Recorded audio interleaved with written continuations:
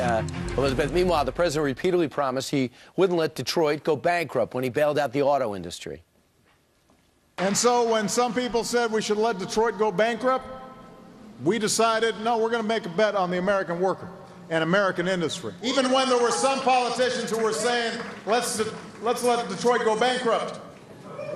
And with 1 million jobs on the line, we weren't going to let that happen. But we refused to throw in the towel and do nothing. We refused to let Detroit go bankrupt. But yesterday, a federal judge cleared the way for Detroit's bankruptcy to move forward.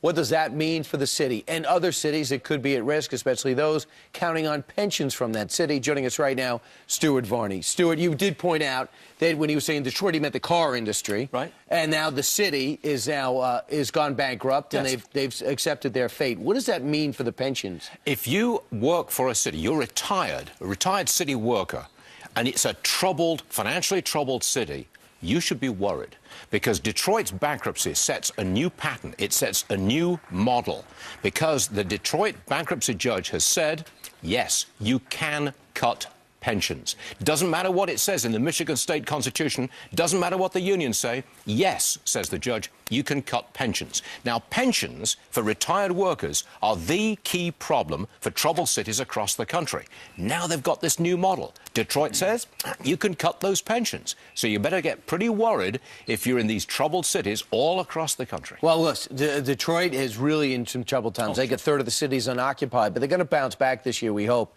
Total debt right now is between 18 and 20 billion. The pension shortfall is 3.5 billion.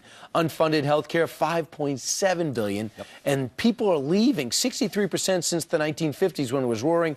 You got 78,000 abandoned structures, many of which are going to be plowed under. Now, look at that's a dreadful list of financial problems. Now, what are their choices for Detroit and other cities across the country? Well, they can cut the pensions. That's what Detroit is going to do.